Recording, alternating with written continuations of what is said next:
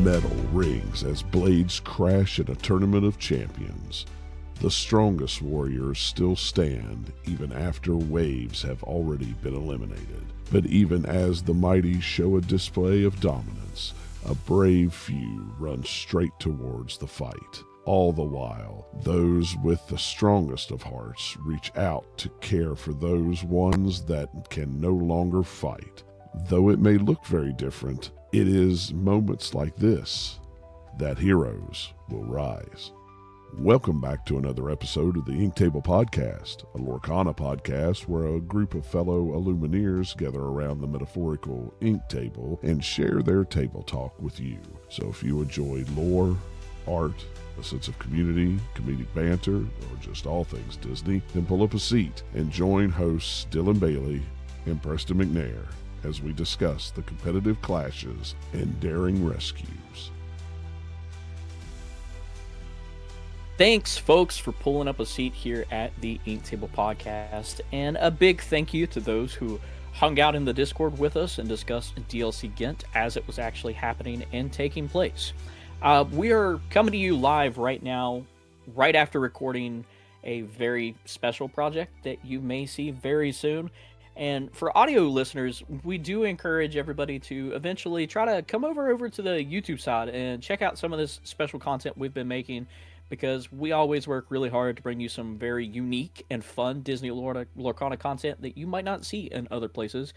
So the last of our Winter Spell unboxing videos should be rolling out. I think box 4 of 5 just came out on Friday, and our last one should be coming up at the end of this week. There's a lot of bricks in that last episode. There were a lot of bricks. I'm currently working on a new Let's Talk Lore video right now as we speak to in the background. This is going to be a very special one. It's going to shed some spotlight on a special Illumineer that we may see pop up in the story of Lorcana in the near future, very much more prominently. And we have some other special surprises along with our podcast episodes that aren't going anywhere at all. They are here. And before we get into this one, I do want to preference that there is going to be a little bit more meta talk than there typically is coming from us. And that's okay, because everything that we talk about today is mostly going to be revolving around those competitive events that just took place with DLC Ghent, the upcoming North America and European Disney Lorcana Championships, impacts that the impending set rotation are going to have on the decks that we see and the ones that we enjoy to play, along with some of those decks that we have recently been playing.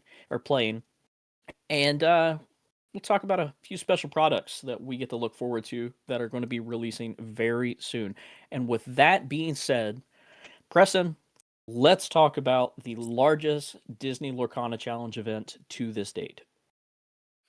I forgot that, so let me preface this. I forgot that we were on camera, cameras are rolling now, because in the project you'll get ready to see, I could slouch over. I'm I actually got smile. Got to relax a little bit. Yeah. No, it's early. I've already had one cup of coffee. I'm still getting everything going, but I don't know. My brain apparently worked for trivia this morning, so that was fun. But so largest DLC ever. And again, just like Dylan said, we talk about these because we've always said this since 2024, whenever we started this. They're big community pillars, right? They're very, very big events. But at some would say at no surprise, Zan Saeed, I apologize, I haven't figured out the proper pronunciation. The second ever two-time DLC champion with the Who Let the Dogs Out dogs deck. So. But undefeated, I believe that would be the case. Let me look at Ink Decks real quick. I totally forget. I think he was undefeated, if I recall correctly. Let me check and make sure before I misspeak here. He was at least undefeated in the bracket, the Friday or Saturday bracket that he was in. So, but really impressive. But before we talk about some really interesting things that we saw from DLC, something that Dylan and we've always talked about with DLCs is it's their community things, right? And we've seen a little bit of a ramp up, but one thing that was really interesting, and one thing that they even said on the broadcast, which again, shout out to the broadcasting team, they had to have been highly caffeinated the entire weekend. But we actually saw some pretty interesting community improvements. And we saw this coming off the heels of Richmond, where we had photo ops, we had collection quest. But one thing important to note is we finally got the Disney trivia at DLC in Ghent, which again, Dylan and I didn't think was a joke whenever they were talking about Disney trivia and stuff like that, hosted by the No, host. so when they talked about these DLCs, right, that they were supposed to be these community level events, and that's how, I mean, you've been to at least three now: Atlanta in season one, Milwaukee and Richmond in season two. So you've got a little bit more of a feel for it and how much they've grown and matured a little bit.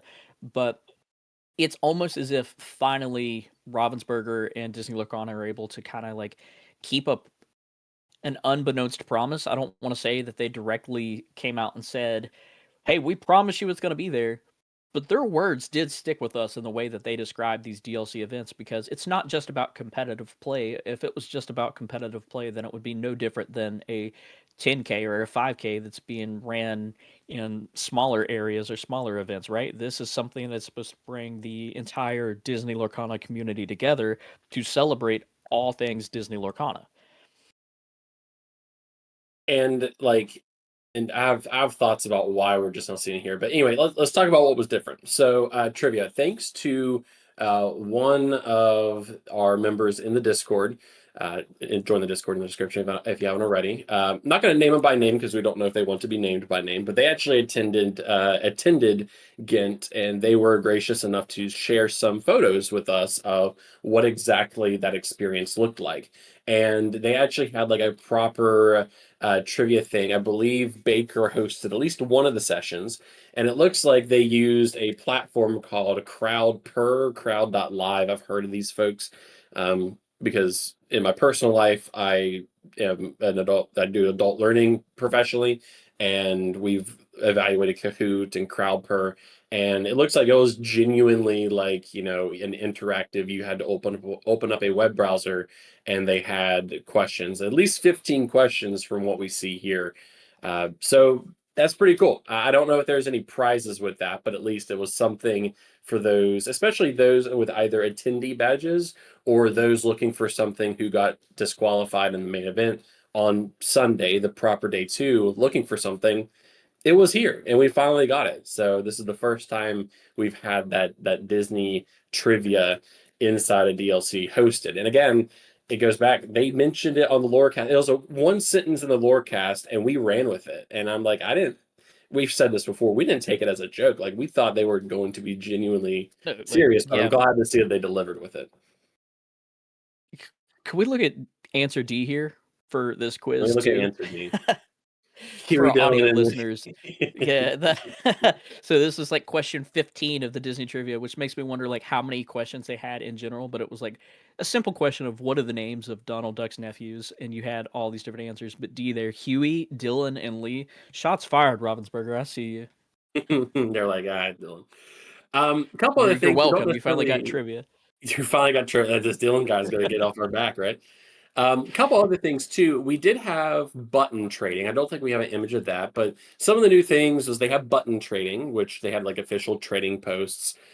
We had puzzles in Richmond, but I think they had like proper. They expanded on this a little bit. They did have some photo ops, notably a green screen where you could like kind of get your own like headshot in a sense, or like pose with a group of friends. The biggest thing, though, and we do have an image of this thanks to that member in our Discord, was the I don't know if they called this a collection guide, but this is more. I call it the objective book or an activity book, is what I think they called it. But very similar to the printing that we had for the collection quest books. I saw Dylan was reaching for his on his shelf there for a second. Yep, Looks I like to be was. very similar, except on the inside, you have a variety of activities that you need to, you're not need to, but you could have participated in, and then you got a promo. Did we ever get confirmation on what promo or promos they were giving out for this? I believe they said that they were giving out a random promo, that there were like three different ones and you would randomly get to pick which one. I'm not sure. I would still absolutely, going back to our previous conversation we had in the last episode of whatever the seasonal promo is, I think this would be the perfect way to give out that seasonal promo. It sounds like it'll store OP promos, maybe just by the way you're describing it. I haven't seen Yeah. anything around it specifically. But what was really cool is you had a variety of activities. We're not going to go through all of them, but collect. So the buttons that we talked about previously were actually ink logo buttons. You could Hmm. collect all the ink badges, play a game of Palace Heist in the fan experience area, which is new. It looks Whole like they have fan zone. collection quests. Yeah, the fan zone. Play in the main event, pack rush, participate in a TCG quiz, jigsaw puzzle, or pick up your badge on early check-in. If you complete 5 of the 8, you got one of the promos. So that's pretty cool. I like how they incentivized early check-in with this. Yeah. Um, I mean, but they always do, right? Because like right. even in the past with early check-in, you typically with early check-in, you get a special promo for doing so. Yes, historically was we didn't get one in Richmond after much And that's miscommunication, but why yeah, I they've done it. emphasize the typically there. But But typically, if it's yeah. advertised, yes, they usually incentivize it. Either way, this entire experience, this right here alone, these we have now seen at Disneyland for that quest that they had there. We saw it at the Festival of Arts, which just recently ended, and now we see it here. They need these everywhere. I want these at Gen Con. I want these everywhere because all it takes is this little book, no matter what they're putting in it, whether it is a collection quest, it is a checklist of activities that you can participate in. This is really what's bringing the experience overall to all attendees, not just the competitors, but makes it sets things apart as Illumineers. This is the kind of thing that I see, and I'm like, hey, this is something for families to do. This is something for Illumineers with just attendee badges to go and do and participate in all weekend long. I'm a little disappointed that it's taken this long to get to this point. I will say, like, it's we the attendee and other things to do. Like, there's always been side events. You could always pay to do side events and pack rush and stuff like that. But um, just one thing after attending, like, Milwaukee and Richmond is, again, only speaking for the U.S. We don't know what Indianapolis is going to look like. We're still multiple months away from that. Hmm. But it's been a little disappointing to see this ramp up. This is stuff that I think should happen, especially whenever you see events like Riftbound, who are just having their first round of regional events. They have a lot of these things nailed out already. And not to compare apples to oranges, but to me, it's almost like it was clear that there was no transfer of knowledge, at least for the US or for the North America side, from PPG to Pastimes. I think is a pretty general consensus. And we don't know who exactly is responsible for this element of the event. Would it be Pastimes or Fanfinity? Is it Ravensburger? I don't know exactly contractually where those responsibilities lie. I'd imagine it's probably on the TO side, but is a TO just responsible for side events and the main event? I don't know. Yeah, Not gonna I don't know what the working relationship is there, and I know Taipei is currently going on. As you said, we're in the US, so we know a little bit more, see a little bit more about the US and the European region than we do these other DLCs that are taking place in the Asian markets or communities. I haven't seen anything about this or similar to this going on in Taipei. Um, and you say Fanfinity. I know Fanfinity ran Ghent, correct? So my fear now is that whenever Indy does happen this summer and for that DLC 3, the Infinity DLC, that we lose out on this. I really hope that whatever relationship that Ravensburger and Disney Lorcana has with their TOs, their organizers, and again, we saw these booklets not just at Ghent, but we saw them in the Disney parks. So they're obviously been able to have a working relationship with their partners. This is something that has to continue. You can't just get rid of it now. It can't be a one and done. We need to see this at DLCs. And again, going back, you're talking about Riftbound and other things, we have to continue to have stuff like this that sets a DLC apart from any other event and really does signify that this is a culmination and celebration of Disney Lorcana. It can't just Yeah. be another competitive 10K where people just show up and watch.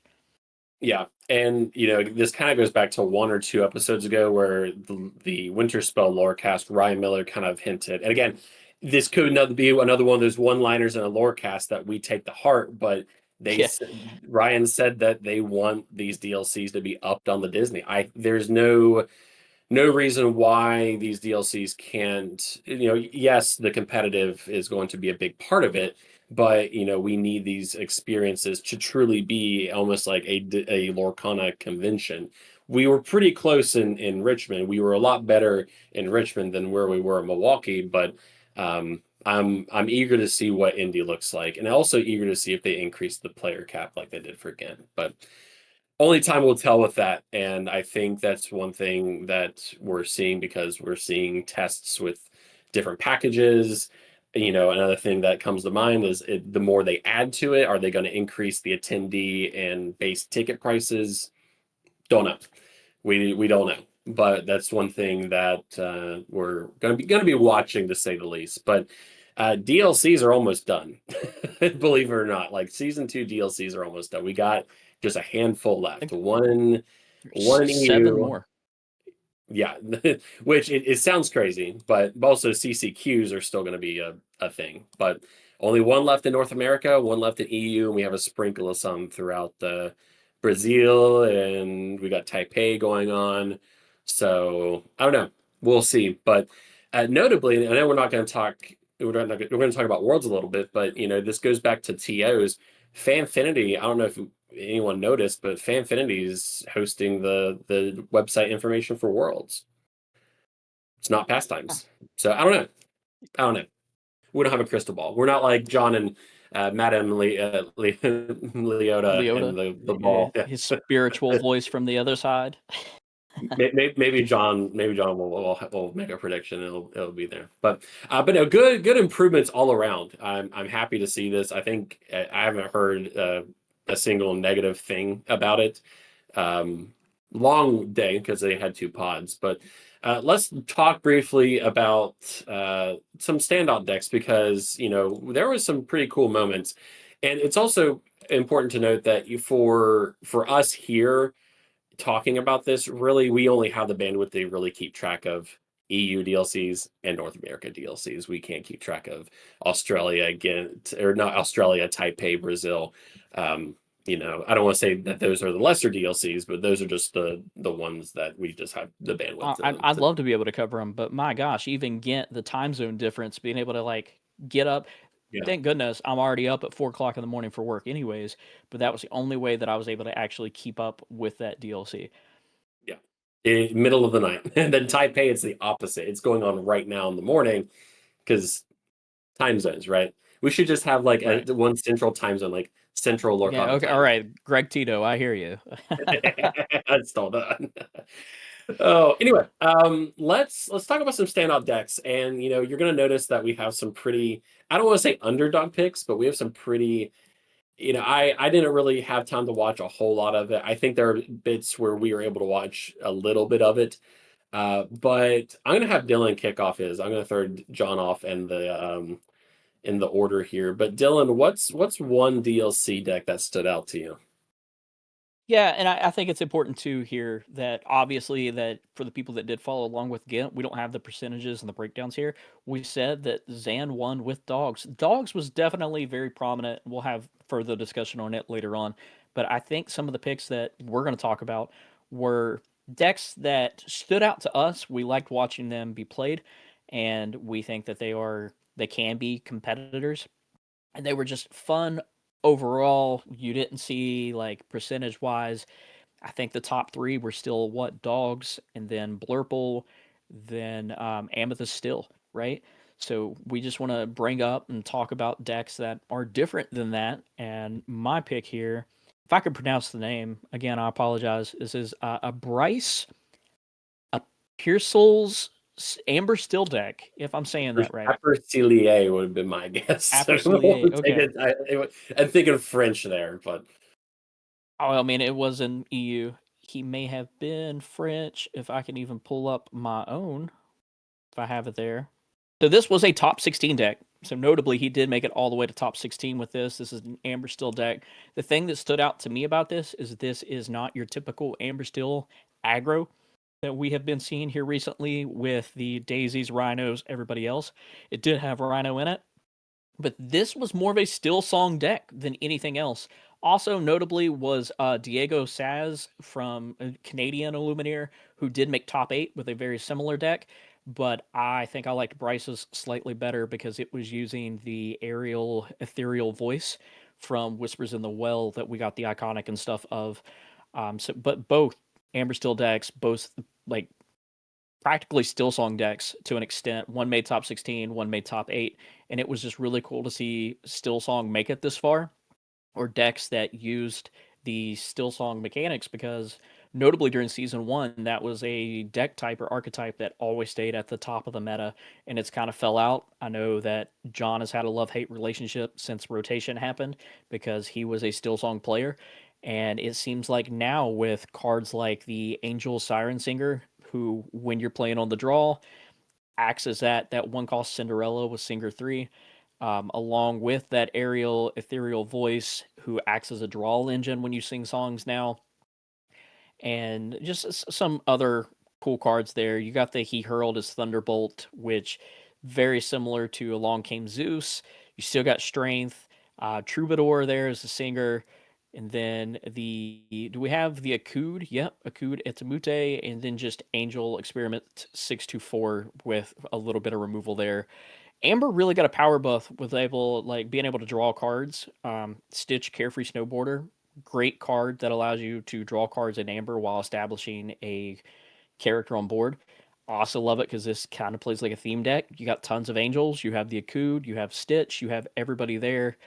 Still has your typical removal lines that you want with your Strength of a Raging Fire and everything else, while cheating characters out for cheap and having multiple different draw engines. So what's Goliath fun there, drawing cards too, right? Yeah, and two things with this is I did not know this about. I'm going to call it Akud because I can't think of. I am not even going to try to pronounce it. It's Angel's Song backwards. Preston, we talked about this during an unboxing. Did we? Oh, okay. Yes. I totally forgot. Oh well. Oh well. It's early. Go But watch your fun own observation. content. But second observation, moving on from that embarrassing moment. Second observation is, in a world where Sapphire or Amber Steel rather it lost a whole new world, and I think that was a very big card draw engine for that deck. You just dump your hand, sing it. Yep. Goliath, almost becoming a staple in steel decks just because that a lot of the callers were so desperate for some sort of card draw engine for so long, and now Goliath has just immediately found a staple in a lot of these steel decks. Not necessarily aggro, but and then the aerial, like just being able to sing, boost, draw a card, something we didn't see a lot of play within Whispers itself, but um, now that we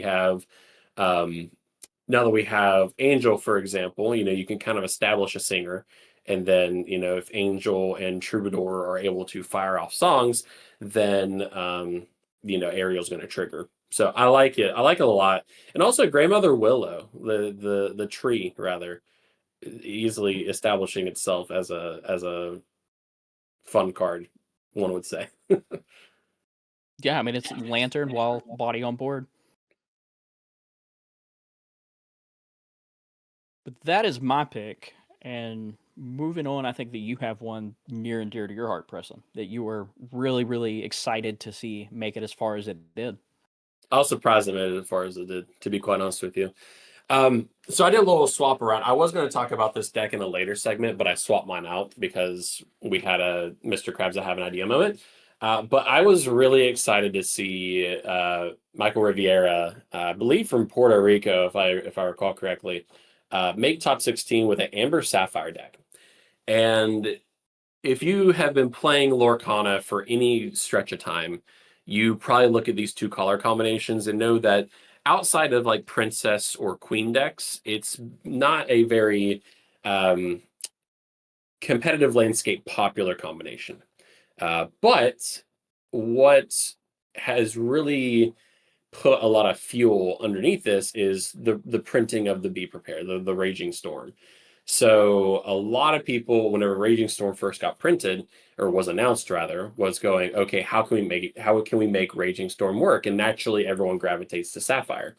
But I will go and say that this top 16 match, and really, I believe we had 2 or 3 Amber Sapphire feature matches, and all of them were phenomenal to watch. I think at one point, the Dogs player, I think it was running Go-Go, and they're at 19 lore. They were able to play Go-Go. Uh, I don't know if it was my color or not, but they inked the Horseman Strikes. Would have had no answer to Go-Go. Top decked another Horseman Strikes. Easily, probably some of the most interesting and fun games to watch the entire weekend, just because seeing how they timed things like Raging Storm was really fun. But also probably the best deck for Moana. Moana is still being one of our more expensive legendaries in Winterspell, hovering about $20. But one thing I love with this though is one, long live the king, baby, because Mufasa, the insane Mufasa that whenever you play him, 2 cards in your ink will come back to hand, and whenever he quests, you get to ready all the ink in your inkwell. Definitely a card that makes people go, "Do you have it?" And if you don't, you don't. We'll talk about this a little bit onward too, but probably the most rotation-proof deck that we saw, one of the most rotation-proof decks that we saw in Ghent, because there's only 3 cards being rotated out this fall, pending any reprints. That being Tipo Sail and Vision of the Future. Not a lot of representation either. During the Friday, only 3% of players brought this ink combination. And then on Saturday, there was 3.9% that brought this deck out of 2,000 in each pod. So cumulative, what is it? 6.9, might as well say 7%. Less than 7% of players in Ghent brought this deck, and at least 2 that I'm aware of made top cut, one of which did top 16. It's fun. I like the fact that you get to play Moana, because Moana literally caused them to rewrite the whole inking process. So it's fun. It has its issues, right? You know, it's vulnerable to lower to the ground decks. It's very top end heavy. You can see here it's a little bit of a Swiss Army knife with one of Ink Runner, Spooky Sight, but it has legs, kind of like how Merlin had legs in the Morocco Pavilion that we had no idea. So I'm excited to see where this deck goes. Again, it's too early to tell. Is it just a one-off where people were able to get lucky and get the right draws and get the right matchups? We don't know. But easily, it was memorable, and I loved Michael's post in the Disney Lorcana fan Facebook page. A very wholesome post. They even went undefeated in the Infinity Side event the day before, which, keeping that stamina is nuts. Like, you will not catch me doing a Friday major event before a Saturday main event. There's just no way. So kudos to that stamina as well, Michael. Interesting that it went undefeated in the Infinity event as well. I don't know how many They played rounds Ruby that was. Sapphire. Or Sorry, they played Ruby Sapphire in the Infinity. okay, gotcha. But the player went That undefeated as well. I So. was, yeah, I understand. I was like, though, this deck going that could be important with these Infinity DLCs and CCQs coming up. Notably, I think this is definitely more control heavy deck, right? Top end, It you is. want to be able to control things. What do you have? You have the Hades, the Let It Go, like you said. Horseman Strikes there, along with that Raging Storm with Banish all characters. I think this is a ink combination and a deck type that recently that I know you've really been a big fan of, that you've been playing. Yes, we're going to talk rotation later. My question is here before we get into further talks is, will a deck like this stick around without the important core cards like Tipo and Cell? Yeah, you still have one jump ahead at that 2 cost ramp. Again, notably, I'm not a Sapphire player, and we do not know what cards will be reprinted. But hypothetically, in a world where those cards are rotated out, you don't get Tipo reprinted, you don't get Cell reprinted. Does this deck still have legs then? It would just be slower because then we'd be looking for Mickey Mouse Detective, and we would be looking for other ink mechanics that are going to be legal as we enter year 3. But it just depends. I mean, it could definitely stick around. It's just if TPO or Sale don't get reprinted, then you're looking at, that it kind of asks the question is how does Ravensburger and game dev feel about the turn 2 ring package? Because if they keep it, then obviously that's how they want Sapphire's ink identity to be, is a very notable turn 2 ramp. But I think it would still stick around. It would just get extremely slower in a world without Tipo or Sale. Then you're looking at One Jump Ahead and Mickey Mouse Detective that are the immediate ones that come to mind. So instead of a turn 2 ramp, you're doing a turn 3 ramp. Or if you're hitting one jumps, technically the turn 2 ramp is still there. But in current rotation, you have 8 of 60 cards being turn 2 ramp. You have a 91% chance of hitting your turn 2 ramp versus or between 91 and 93. But if you just go down from 8 cards to 4, then the math gets a little weird. So I don't know. There you But it was go, super fun to Sapphire players. watch. There's your math for the day. That's my Yeah, inner it Frank definitely Carson was coming fun to out. watch. Very, very fun matchup. And Surfer Stitch, too. Surfer Stitch was around, like, people were playing it early on, but the fact, it got reprinted, because we were there. This was a Gen Con reveal, right? Surfer Stitch, I think? Was it the Amber reveal at Gen Con? The reprint The version, reprint, the yeah. Set 9 reprint? Maybe. I A think lot it of cards was. got announced there. So it's fun. It's fun to see that card getting there too. But anyway, we won't over rotate on it. Now, again, I said 3 cards. Mufasa will be the 4th if Mufasa becomes a thing. But there's a lot of different top ends. But no, I think between the Amber Steel getting some love and then Amber Sapphire getting love too. Both of our picks, underdog picks, I would argue, at both making top 16 was really fun and really refreshing to watch, especially considering the triangle. But that's my pick. It was super fun to watch. Very, very, a lot of great commentary in the Discord too. We had throughout the weekend. But moving on from that, moving on from Ghent, we did get some announcements, Preston, of some larger events that are coming up outside of just DLCs. Yeah, so it's championship season. I know people have the tendency, including ourselves, to say regional championships. They're not regional, and I'm not even going to attempt to quote what Greg and Rochelle say, but is the North America and European championships. We'll just keep that for Yep, short. not I think continentals. Yeah, not regional, not continentals, but we do have dates. So these were open to the public in season 1. Let's start off with North America first, and I'm going to have to get organized because this is just a lot of information. But your North America EU Championship details. We'll talk about North America. In August, so shortly after the Infinity DLCs take place, the North American Championship taking place August 28th through the 30th at the Disneyland Hotel in Disneyland Resort. I believe this is where it was last year. And I would love to stay at this hotel one day because the theming, you got Bing Bong, you got oh no, that's Pixar. Never mind. I'm thinking of the wrong one. Never mind. Anyway, ignore me. But Disneyland Hotel, couple different things though. We'll talk about goodies and everything else in just a little bit, but the cost of these.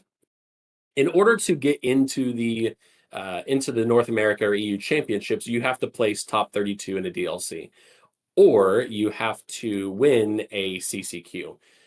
Just like last year, they are doing a last chance qualifier, what they call a LCQ, which is going to be $110 to get into.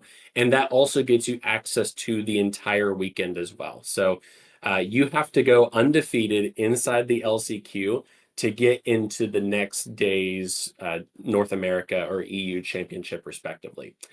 So this is your final chance to get into the North America Championship. Attendee badge is also going to be $50.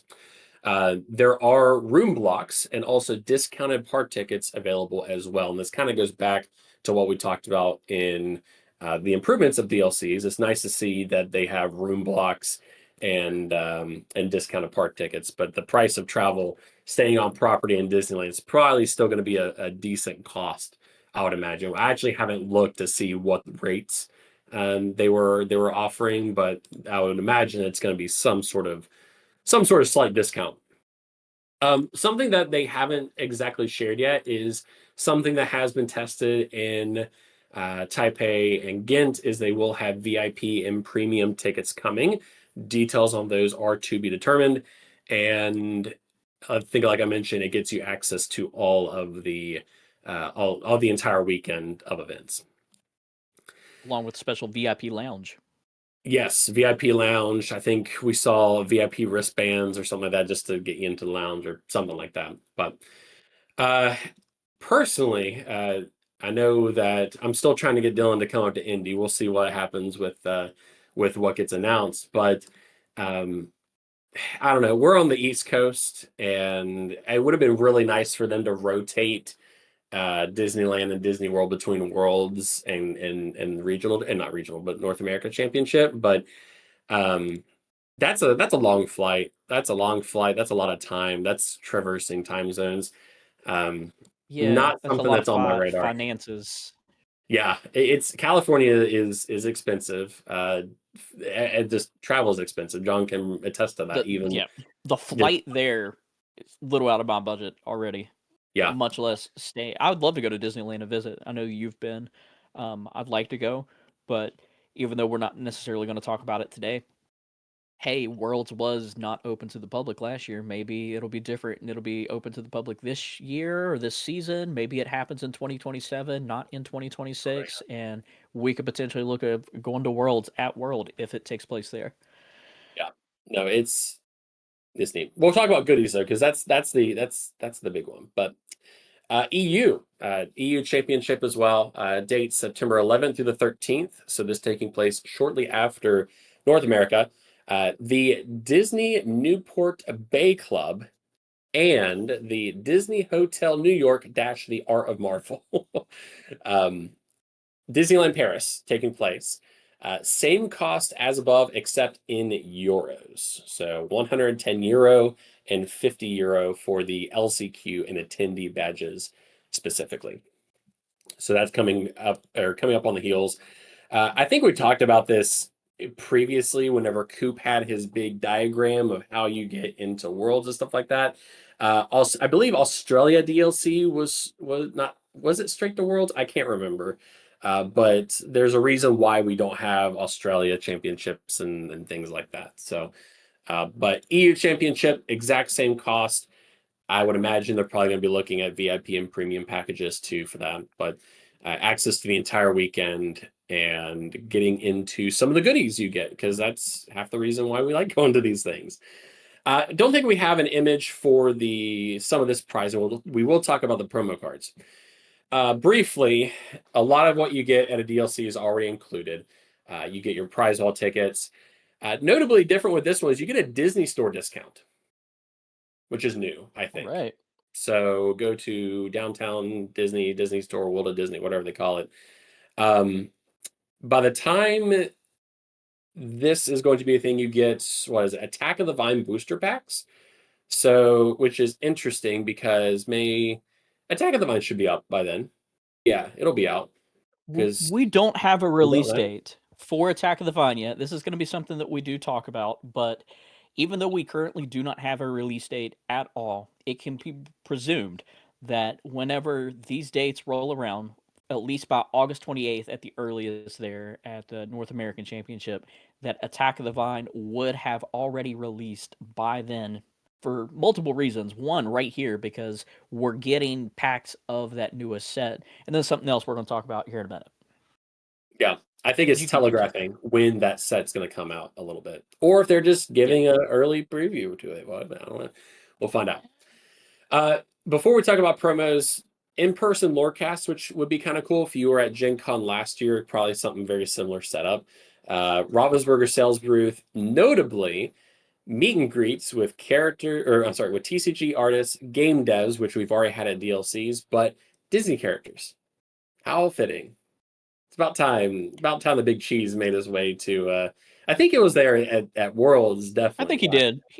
I believe he was there at the not Continentals, the European Championship, maybe even that North American Championship at Disneyland last year. But I do believe Mickey was at least there at Paris last year. because Yeah. I think that's where we originally got that autograph promo with his the Yes, the signature line signature on the bottom. promo. Yep. And Mickey I was there forgot to about that. sign as you got your photos. Also, shout out real quick. Anybody that gets the opportunity to go to that European Championship and go hang out at Disneyland Paris, this is an absolutely great time to go, even to the parks itself, because I believe on March 29th, so later this month, actually, they are opening their brand new park. I think it's called Disney Adventure Parks, Disney Adventure World, Something like that. or yeah, which is replacing the old studio parks. So that's like their secondary park. It looks really cool.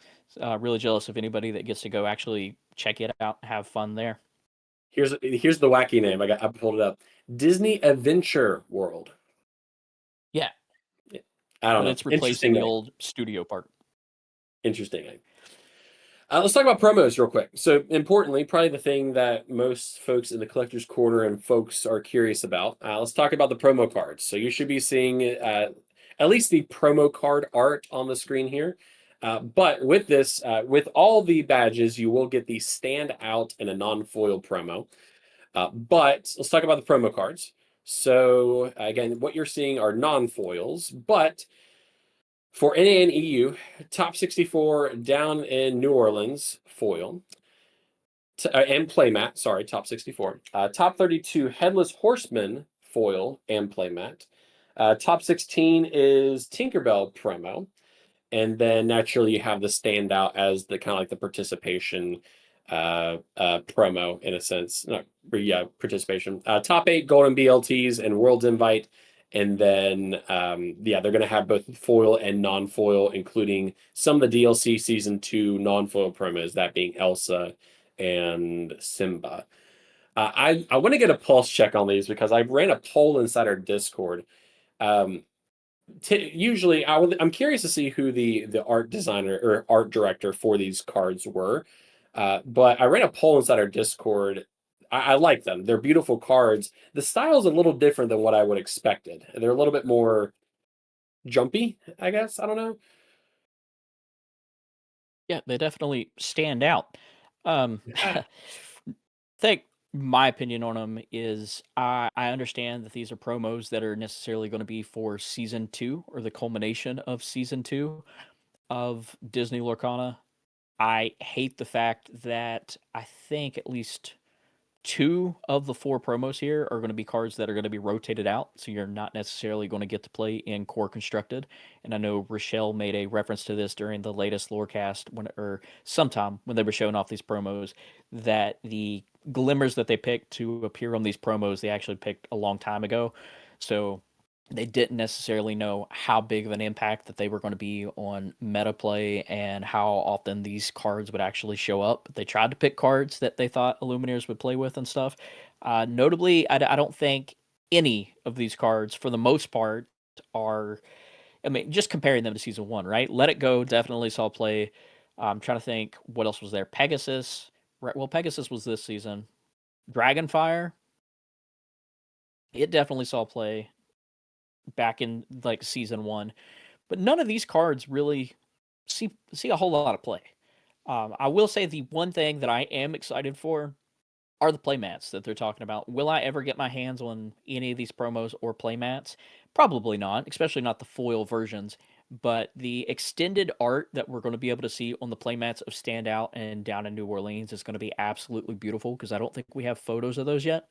But just the fact that like you see stand out there with the crowd and stuff down on the bottom, hidden behind the text box, that's all just going to stretch out even wider, and it's going to look like a huge concert and celebration. Same with down in New Orleans, where it's going to just the entire city of New Orleans is now going to stretch out, and you're going to see what looks like a giant New Orleans type celebration and Mardi Gras esque parade. What do we need to see? Yeah, I mean, I'll mention this towards the end. Yeah, I mean, Dylan makes a good point. The Headless Horseman really only seeing a lot of love in Sapphire Steel because it kind of meets that top end that you play alongside Hades and Goliath and stuff like that. But yeah, it's interesting choices. You know, again, could this begin promo theory where reprints are coming for these that are going to be rotated out? I don't know. You got, what is it, puzzle theory? You got what's the new theory coming out? Playmat theory with some of the products we're going to talk about later. Like that Bell Archer. Yeah, like Bell Archer, Goofy. We'll talk about that later, though. But the good news is, well, I have good news and bad news. The good news is that the non-foil version of these, if they are handled anything like the Cusco and Baymax from season 1, they're pretty widely available and they're pretty inexpensive. I believe at Richmond, there were vendors selling the non-foil Cuscos for like $20. And what's wild to me, and not to put on a collector quarter segment here, but these are even more limited run than the other promos inside the season. So if you are a collector and you're looking for a really fun way to commemorate a season of rotation, a season of legality, yeah, I mean these promos are super fun. Now the bad news is the foil version of these are probably some of the most sought after in all of Lorcana. Like, I believe the Baymax is thousands of dollars. The Cuscos are thousands of dollars. I'm just going to do a quick search.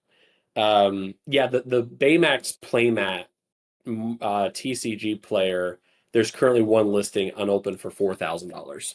So the playmats and the foils of these cards are probably some of the most sought after, probably almost to the level of Golden Mickey's and some of the others, because we have a lot more rotation of the Elsa and Simba's in foil. But these are really cool collector's items, and I have both Baymax and Cusco. I think you at least have Cusco, Dylan, if I remember right. Is that right? I have the non-foil version The non-foils, yeah. of something. I may have a foil. I don't know. I'd have to check. I think I have Dragonfire foil, but yeah, Baymax and Cusco, I think I have in non-foil. Baymax is definitely non-foil. I can't afford the. Yeah, no, hardly anybody can. But no, super fun. So be on the lookout for that. I'm optimistic that they'll be widely available. I think we'll see a lot on the secondary market, especially considering that non-foils are prize walls. But I think they're fun. They're fun art, fun ways to commemorate. The choices definitely surprise me. What is it? Tiana. Yeah, I'm curious to see what the playmats are like. Just New Orleans, just like you mentioned, New Orleans spread out. Yeah. Briefly, the format, moving on. I don't think we have an image for this one, but basically 6 rounds, 6 wins needed. Oh, sorry, that's for the LCQ. The main event is going to be 9 rounds, best of 3. Top 16 needed to qualify for day 2. Day 2 in the proper championship is single elimination, best of 5, top 3 qualifying for Worlds. So pretty similar to what we saw. But Dylan, notably, the sets that are legal. Yeah, I mean, that goes back to what we were previously talking about with this coming out right around Attack of the Vine. And even though we don't have dates for Attack of the Vine, we could kind of presume at this point that Attack of the Vine will release before August 28th, because at the North American Championship and European Championship, in Core Constructed, the only sets that will be legal are 9 through 13, which means that our second set rotation would have just occurred. And folks, let me tell you, everything that you have seen to this point, whenever it comes to every DLC event, every CCQ, all of it, all the way up into that North American Championship, throw it out the window. Every bit of it. Dogs, Baja, Blurple, Amethyst Steel, anything that has won or got a Illumineer this far and had them qualify for these championships, anything that they've rode this far and made it, they may not be able to rely on anymore. And that triangle that we've seen is going to be completely shifted, and a earthquake will hit the meta, because this upcoming rotation is going to impact every deck type that we have seen thus far. I mean, just starting with this, I think the best way to go about this, I mean, just we're not going to talk over every card, but just huge meta impactful cards that you're no longer going to see in play again, pending reprints. But from what we understand, Attack of the Vine or whatever comes after is not going to be a huge reprint set, and like we saw in Fabled. So you They want might get, reprints to be gradual as yeah, they go you on. might Yeah. get 3 or 4 reprints, but you won't necessarily get a huge buttload of reprints like we saw in Fabled. So just starting in Amber, I guess that we just do this kind of like we'll go down the rainbow here of Disney Lorcana ink colors. If we start with Amber, the two predominantly that we need to talk about here are that Daisy, if I could pull it up myself, Daisy Donald's date and Lilo Escape Artist. So Preston, I mean, you pay attention to this stuff way more than I have, but Daisy, for the longest time since she's been released, 1-drop card with that 4 willpower quest for 2 has been a huge staple in every type of Amber deck that you can possibly think of, whether it be dogs, whether it was the Amber Still aggro, it's all there. Yeah, more so And Amber still aggro, because some lists in Ghent actually dropped her because they don't want to feel the downside of Daisy was you gave gas to your opponent. So, including Zan, right? So I think Zan won the whole thing without daisies. yep. And But still, helped her in the mirror match. whenever you think about Amber, though, you think about Daisy because 4 willpower on turn 1 has always been it's a pretty big brick wall to bust through, even with Rafiki's. But yeah, Zombie Lilo going out is, I say Zombie Lilo because she can come back from the discard. Yeah, I I mean mean, there's no that's place just she'd rather be. you're right. I mean that's just some coming up, but yeah, definitely an Amber Daisy. It's whenever and we're going to be talking about this for a minute, but I think back to, what was it, the game dev main stage we had right before Fabled, where not that they were justifying what cards were not getting reprinted, but looking at kind of doing our own spin on this is, you look at cards that have had a pretty big impact, not necessarily competitively, but in all decks. Like whenever you think aggro and Amber, immediately, it doesn't matter if you care about competitive play or not, you think about Daisy Duck. So Daisy is definitely, again, we don't know what's going to get reprinted and or come back in some form, but Daisy to me a definite candidate to be rotated out. It's seen its time. Um, it's a fun reminiscent card because Shimmering Skies was a celebration. We beat Ursula, everyone's dancing. Daisy has her prize from the carnival. But I know John did Daisy, and I know John's the quiet one today due to slight illness. But I could, judging by John's head shake, he's like, I'm gonna miss this card. Then Lilo, Escape Artist there, she's definitely seeing prominent play right now in a lot of decks, especially when you turn around now and you have a lot of like the steel cards that are finally working the way that they're properly supposed to, where it's like you play a card, discard a card, immediately just discard Lilo, put her in the discard pile because that is no place she'd rather be is there, so she can return. And we saw how huge this was both in aggro decks and dogs in general. So again, just getting rid of huge early game cards that quest for 2 in Ambro that both play well in aggro decks, and they will not be in rotation anymore unless reprinted.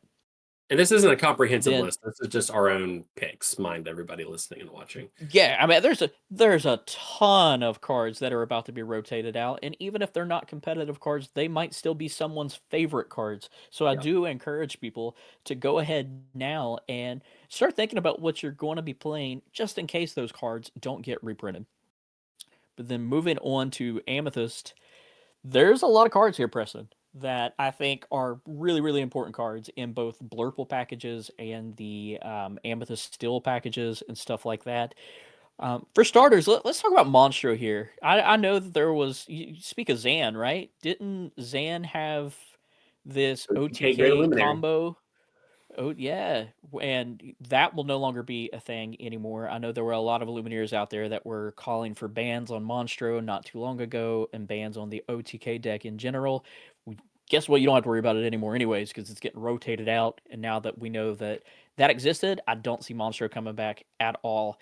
And then Diablo Obedient Raven. This one reminds me of Chernobog's Followers and the Magic Broom, right? That early game one drop that allows you to draw cards early. So it's leaving play. But then the two big ones there, I'll let you take it away, Preston, because these are your babies. I know you've No, played these two cards for a long time. admittedly, I haven't really touched Amethyst and Winterspell because I've been trying to get out of that headspace of these cards aren't going to be around. So let's see what we can do. But yeah, I mean, Genie Wish Fulfilled from, was that? I forget what set 6 was. Shimmering Sky, Azurite Sea? Yeah, Azurite Sea for Genie. So Genie Wish Fulfilled, the 2-drop 4 willpower, or 4-drop 2 strength 4 willpower evasive, draw a card on play, quest for 2. Set Probably 6, Azurite Sea. Yep, Azurite Sea. Probably the big one. Because I mean Genie's Genie, but I mean Elsa. I mean Rush, evasive, exert a character. I mean, whenever you think about Amethyst, you think about Genie and Elsa. We almost included Belle on here, but Belle's kind of fallen off a little bit because of Well, Cheshire, which is not being rotated. Belle was reprinted and Fabled, so she would stick around anyways. Right. But I mean, Elsa, just being able to break stalemates with Elsa, just, oh, you're playing aggro, oh, you're playing something, you want to turn things sideways. Okay, cool. I can exert something and start doing things. Like even if you had like a Mulan shift and the multi-shot ability, being able to forcibly exert something. Definitely two cards that I've seen their limelight, and you know, it's time. It's time that we bid farewell. And I say this and watch one of these two get reprinted. But um, I Amethyst was weird, and we'll talk about this whenever we talk about the Sapphire package. But whenever rotation happened, Blurple ran because it had the least amount of cards reprinted. It didn't get impacted a lot, and these were some of the cards that wasn't impacted. But Well, yeah, least amount of cards rotated out. right, right. So it's time as a Amethyst enthusiast. It's time. We need some new blood. These cards have had their time to shine. So, um, what can you say? Let's It's move on to Amethyst. we'll move on to Emerald here. Emerald, I think again, starting on the left hand side here, we have Prince Philip, the Royal Explorer. I know this card doesn't see a lot of play, but I think the importance of it here is this is the cheapest shift target that you currently have for your big 9-cost Prince Philip. And we just like, question is, how impactful would it be for Baja if this card was gone, right? Because we just saw, you were there. What was that, Richmond, where you saw Baja versus Baja at the end of that DLC, and it lasted like 3 hours or something like that. That one Good lord. match.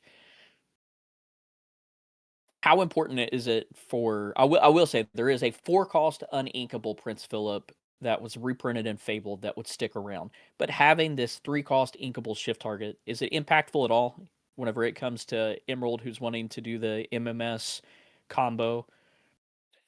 The Krabby Patty special is what I call it because it's so predictable. You're like, there's a Prince Philip ready on the board. I wonder what's coming next. Now, I'm Yeah. not a Baja expert. I'm not a Prince Philip expert either. I'm more concerned about the cow in this. Baja's fall. The whole Prince Philip malicious mean scary combo's fallen off a little bit. Um, I don't know. I don't know because Baja can exist in other ways. Like we have the new Tamatoa boost mechanics, where if you're able to boost a lot of things with like Donald Duck and get a bunch of cards under things, I would like to see Baja's identity go that way. But this definitely does put a little damper in that malicious mean scary Prince Philip combo. But I'm not an expert in the deck. I can't wrap my head around it.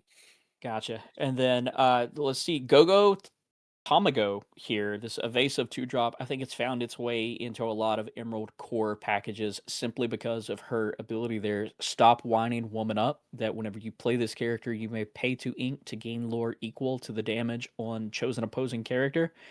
This is one that's won a lot of Illumineer's games, where it's a sneaky card that you can play to get a lot of lore all at once. And it's a game finisher. Even though it's a 2-drop, yeah, I mean, it's great to have a 2-drop character who's evasive you can play early, but playing her late, it just feels so good to be able to have ink on board, get this ability off, and Be gain able to lots of top lore from everyone. that. Oh yeah, for sure. Being able to like seeing her go bye bye is it hurts a little bit because this is one that I played there for a while. But then I think the two big ones here are one. There you. I'm sorry, Mike. I know you're listening, buddy, but it is time to say goodbye to the cow. I hate to say it. I don't see her getting reprinted, but Clarabelle Light on Her Hoofs, this 7 cost or shift 5 Clarabelle, who is this is Emerald's draw engine, right? Like how many other ways is Emerald drawing cards? I was just thinking about that. Like of the sample site of the sampling we have here on the screen. I mean, that's the whole draw package. Like Clarabelle sing "You're Welcome" into your opponent's hands. Yeah, it's.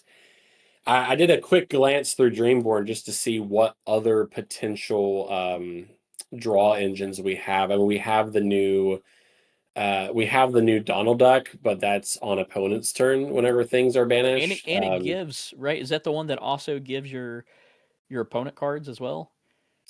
During opponent's turn, which is whenever one of your other characters is banished, you may draw a card for each card that was under them. Okay, never mind. That's not the same So, one. yeah, I mean, there's a few things like you got the blue, which allows each player to draw a card. That's probably the one you're thinking of. Was the blue? There's a Maybe. few actions and abilities, but I mean, if your opponent has 6, 7, 8, 9 cards in hand, and you're able to trigger Clarabelle's ability. I don't know. It's going to be interesting, but this See, and definitely notably, hurt. it's not on screen here, but you say Clarabelle singing "You're Welcome." Your Welcome's also getting reprinted Yep. out, or rotated out. I do not think it was reprinted yet either. Mm-mm. So, yeah, another big card there where you could return your own character back to your deck, shuffle it, and draw 2 cards. You won't have that anymore. Then a huge one for both me and my son, and that is getting rotated out that we played for a very long time since it was first released in Shimmering Skies, and now everybody's fell in love with this item here, Emerald Chromacon. Seeing it go bye bye sucks too because I think that this is probably the strongest Chromacon out of the different Chromacons in the different ink types. It's found its way and seen more play than any of the other Chromacons for sure. Um, Very impactful card, as we've seen. Oh yeah, and I love. I mean, because again, all cards are playable, but I love the fact that a not like an original Lorcana IP card was a pretty good staple in Emerald decks. So I was happy to see this get a lot of reps, a lot of usage, not just in dogs, but Maleficent staff. If you know, you know, uh, things like that. So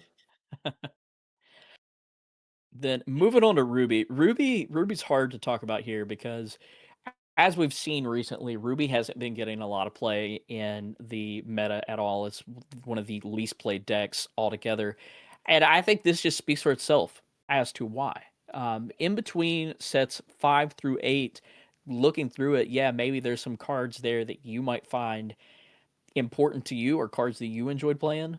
But I can only find one major impactful card being yeah, rotated out, and that is Maui Half Shark. Such an important and viable card, but a lot of the cards that we're seeing in Ruby packages came in prior sets or are being released now in future sets after, like since Fabled, like with the power lines and stuff, right? Since they got the new singer abilities, I think a lot of the Ruby cards are there and from Whispers and now even in Winter Spell. Not a lot of Ruby play from Shimmering Skies all the way up to um, Reign of Jafar or whatever that 8 was. no. And I'm taking a little quick scroll through a filter on Dreamborn here, looking at some of the cards just to make sure maybe we didn't miss any. Um, you Maybe know, Mushu, right? Mushu was cool to see play, getting our first Mushu cards that are Minnie Mouse also Dairy now going to be Defender, rotated out. Yeah, yeah, maybe. kind of. But even those cards, right, are still reliant on another ink color that's not pure ruby. Right. That's the thing is like you look at a lot of these. I'm not a game dev expert, but whatever I think about like cards getting rotated out, I think Maui could be a potential candidate for a reprint, if you ask me. Like if they wanted to give Ruby at least a little bit of a leg going into our next rotation, I could see Half Shark being there. But the thing with Half Shark is there's been a lot of direct answers to this printed and reprinted over the past couple sets. Sapphire, you have Hades to let it go. Now let it go to take it to the Inkwell. And in Amber, the Horseman Strikes, banish an evasive character, draw a card. Yep. So Maui is a phenomenal card. I mean, this was a $40-$50 card on the secondary market, but he's barely floating between 20 and $30 now. Still an impactful card, but he kind of got a lot of answers introduced in as sets continue to come out. But I would like to see a Half Shark reprinted, not because I like the card. Like I'm indifferent towards the card, but I think Ruby could use we're going to talk about this, but I think Ruby could use a lot of help going into this next set. But I don't know, maybe there's something better they have planned.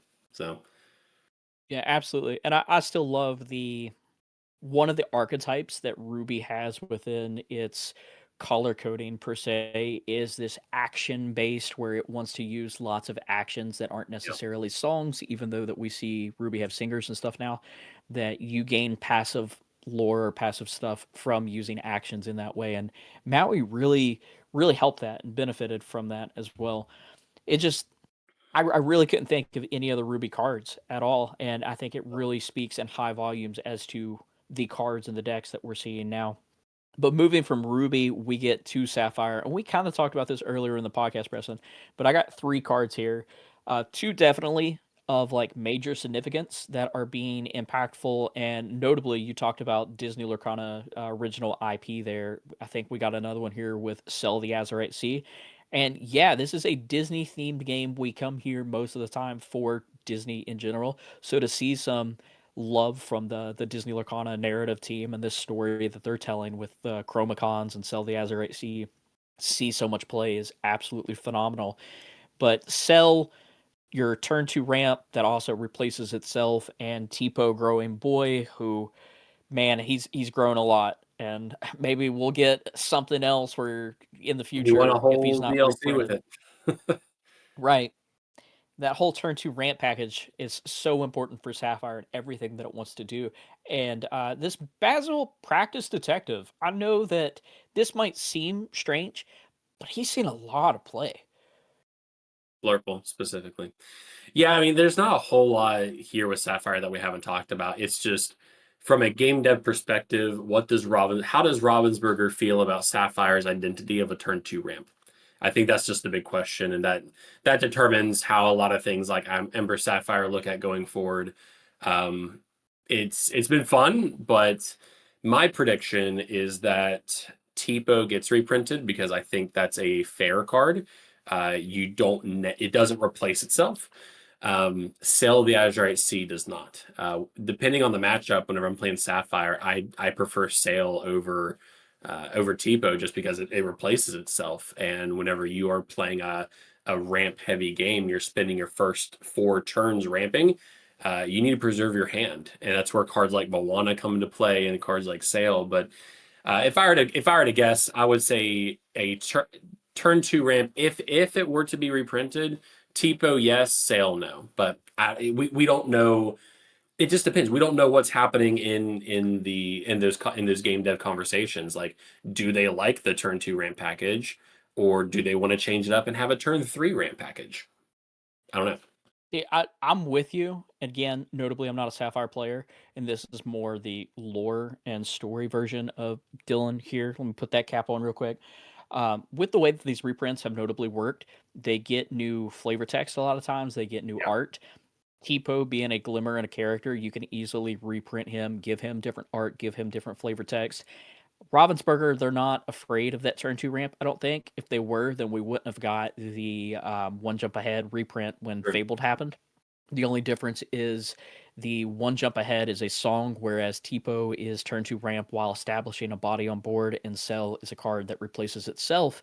But Yeah. that lore and story thing there, I don't think it's as easy as it is with Tipo or other glimmers to reprint and give new flavor text and give new art to a card like Sell the Azurite Sea or Azurite Sea that was purely from that set of Azurite Sea and went along with the story that was taking place there as a new original Disney Lorcana like IP card. Right. Moving on straight to Still, right? This is our last one here is Still. The big ones right away, Doc and Calhoun. Let's go ahead and talk about those first because those are the big ones. Doc for sure has seen more play in all deck types, I think. Calhoun's kind of fallen out a little bit since this Challenger package has fallen off, but still in Amethyst, still those two cards you constantly see are Doc and Calhoun. Being able to passively gain lore while controlling the board and Doc in everything, right? Just being able to replenish your hand whenever you're top decking. I mean, earlier in this episode, you talked about the new Gargoyle card, the Goliath. Goliath's great, but he also doesn't want you to have a lot of cards in hand. That way he can continue to ready with the Stone by Day ability. So being able to combine Doc, who is now a staple card, and Angel, who is now a staple card in Still, that wants you to discard cards.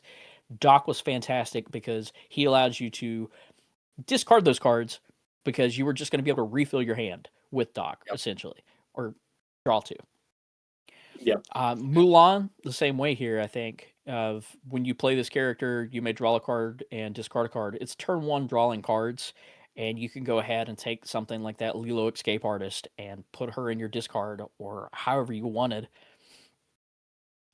Your thoughts on those three? Yeah, I mean, again, I think a lot of our choices are directly correlated to how much play they're seeing. I think that if it's anything like the fabled game dev main stage, they target a lot of what we heard in that was this card has had its time to shine, and I think our picks here are for that same reason. These cards have shined very bright for a very long time, but yeah, I mean, I'm curious. I mean, I don't know, like Hook. Well, Hook got reprinted in set 8, not Fabled. So Oh yeah. See, yeah, that's the thing. This is the saddest card. John's like, oh my god. Seeing his face now. So I think it's safe to say Hook's probably gone. Captain Hook, Forceful Duelist, even if he doesn't see a ton of play, he was a reprint, but he was notably a reprint in set 8 before Fabled, which is why this has the alternative art in comparison to the cards that we got in Fabled. We are now entering a chapter in Disney Lorcana where we will no longer be able to play Captain Hook Forceful Duelist, who is a card that we have been able to play since this game first came out. Notably, this is one of the cards from that D23 Expo set before the game even released that they showed off, right? So, such an impactful card that has stuck around this long. I think the three of us have played in every iteration of Still decks that we could. So many Illumineers, meta decks at home across the table. This is such a important established card. You talk about cards who have seen their time in the limelight. He's been here from the beginning. Y'all can't see it, but John's wearing his Captain Hook t-shirt right now too. Yeah. No. Sheds tears. A lot of it, I think, comes down to Dylan mentioned it in the beginning, is like, obviously this conversation is no different than what the conversation was before we had Fabled and first rotation. So, a lot of it should come as no surprise that things are going to be shaken up. We don't know what has to get reprinted, but just some concluding thoughts before we talk about what we've been playing. Again, we don't know what Wilds Unknown will bring to the competitive landscape. So a lot of our thoughts are based off of what we are seeing right now in Winterspell. And the caveat before we talk about this is we don't know what Wilds brings, but I think back to playing at Gen Con, right? Going for the playmats, going for promos, going for packs. We had every single ink represented, and some were obviously more powerful than others, but you had DKP Ruby Sapphire items. You had Amber Steel aggro, notably. You had Amber Steel songs hanging in there. You had Blurple that was on the horizon. You had Emerald Steel with Clarabelles, and then you had Ruby Amethyst. All 6 inks were pretty close to being equally represented. You could sit down at a table at a DLC or at Gen Con and go, I have no idea what you're playing. And right now, we've seen where going to DLCs, I could probably take a 1 out of 3 guess as to what my opponent was playing. And usually what they inked first was my telegraph. So all in all, I think so far, again, Wilds Unknown is still going to be in this rotation, but I think we saw a triangle competitive landscape for a little too long. I think that's going to be my biggest complaint. Yeah, anything's possible in Lorcana. We have decks pop up and win tournaments. We have decks pop up, win set championships. But between Amethyst Steel, Blurple, and Dogs, those have been our 3 big players for a long time. And unfortunately, it's just really pushed out a lot of ink colors like Ruby, for example. The lack of Ruby makes me sad this rotation so far.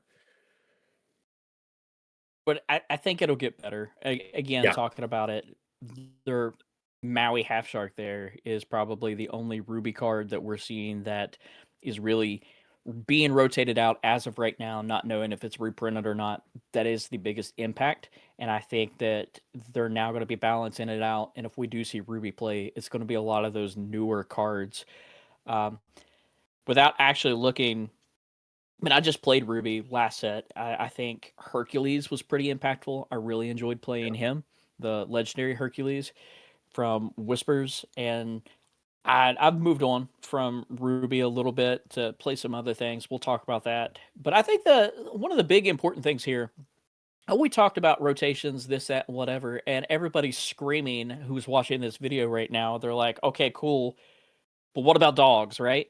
So let's go ahead and let's talk about some of these thematic things that Disney Lorcana has done. And the first off being Dual Ink, such a big deal about us going to Hexwell Island and meeting Arcasia and learning how to dual cast ink and having all of these dual ink cards.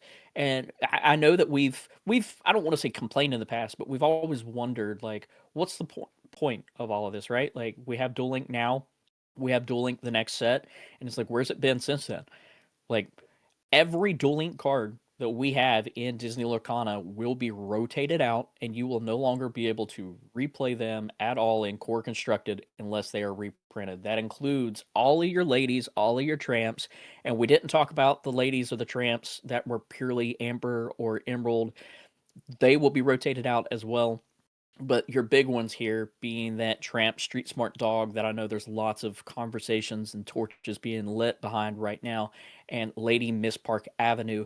You will not see them in play at the North American or European championships, or the World Championships for that matter, because they will be rotated out of the game. And the same thing can be said about the Rhino and the Troubadour, who were both in the deck that I spotlighted.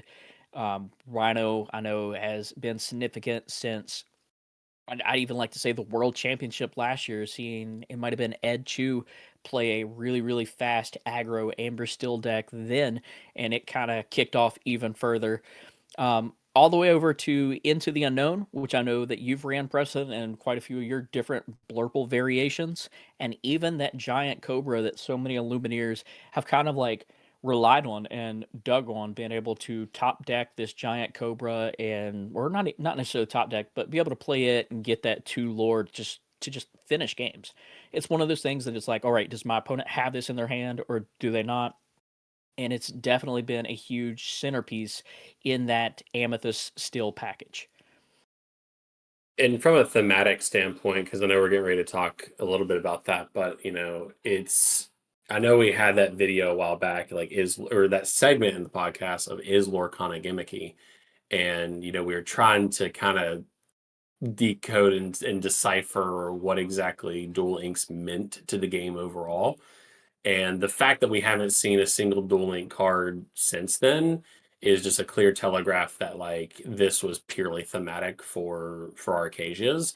And I think the only thing at this point that would bring Duel Link cards back is if the lore and story brings us there. But or maybe it was an experiment, and maybe they're just like, okay, maybe we'll revisit this in the future. So I'm completely behind you. I would love to see Arcasia return in the future, or even another ancient Illumineer return in the story of Lorcana and have us learn how to. I mean, we haven't forgot. It's like tying shoes, right? Like we learned how to dual cast ink. We haven't forgot. We just there hasn't been a need to, I guess.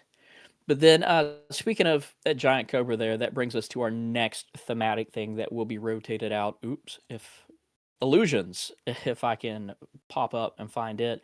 But illusions again only lasted for 2 sets, and I not all of them see a lot of play. That whole illusions package was fun to play. I know a lot of local players played around with it using the Jafars and everything else. But that giant cobra we've already talked about. Iago, the giant spectral parrot, has seen a lot of play, and even Palace Guard. Raja not so much, but he's seen some play too in the Amethyst Emerald packages. But Palace Guard for sure, and Iago and the giant cobra. Once again, thematic illusions. They came around. They lasted in what was the set? I don't know. Did they come in Arcasia's Island they were and arcade. then Reign of They were Jafar? arcades. Yeah. Yep. So they lasted 2 sets there, and now they will be rotated out. Again, this went with the story, the thematics. It's hard to reprint a card like this whenever they are so substantial to that story, because you would have to come up with a new way to give them new flavor text, new art, and it just doesn't make a whole lot of sense. So my big thing is this could be a huge pattern whenever it comes to Disney Lorcana and their rotations cycle and schedule, because whenever the third rotation comes up, whenever that is, I don't even have it off the top of my head right now, we could be seeing the exact same conversation taking place and happening whenever it comes to the Whispers that just came out. We've had 2 sets with Whispers now. We had them in Whispers in the Well, and now we've had some reintroduced in Winterspell.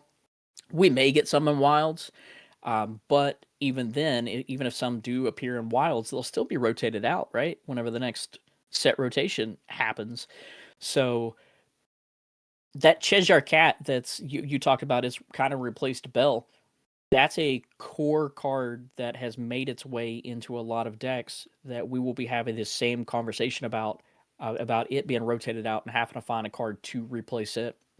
Honestly, we don't know what Wilds brings, but I can see them kind of potentially like skipping out on adding a new thematic, what a keyword or whatever you want to describe it as, and saving that for Attack of the Vine once the rotation actually begins. And I know we've brought it up in the past. If you look over on the Disney Lorcana website, they talk about these leafy visages or whatever. I can't even pronounce the word, but it's like almost like a doppelganger per se of just these leafy versions that could appear. I'd like to see them pop up in Wilds, but maybe it'll happen in Attack of the Vine instead. We'll see. Either way, we've said it, the meta itself, along with all of the fun decks that we play, is about to be completely rattled and shaken up. And even if you thought some of these mirror matches at some of these previous DLCs with Baja versus Baja, Dogs versus Dogs, I know a lot of people were saying they were boring. A lot of people were calling for bans. I think we just need to be patient. There's like 7 DLCs left. A lot of these other DLCs and CCQs that are coming up are Infinity focused, not core constructed focused. And these other DLCs have not had an opportunity to play core constructed with this new meta using cards from Winterspell.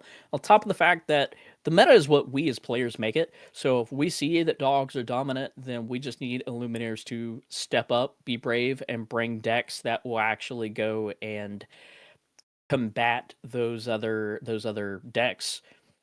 And you make a really good point, because that's an observation I had. Again, we're about to move on from this competitive landscape talk, but if people like at Ghent, if people knew that dogs was a problem, why did people come prepared for the Blurple and Amethyst Steel matchups?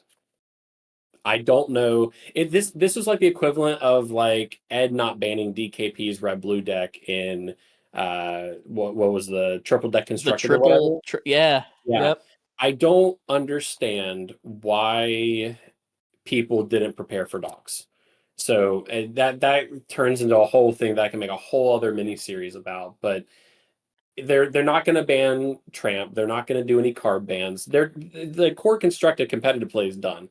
The only caveat to that is they would only do or gameplay updates, is what I think they call them, if they identify a card or archetype that can still be used, that's problematic to get people into championship, or not, yeah, championships or worlds.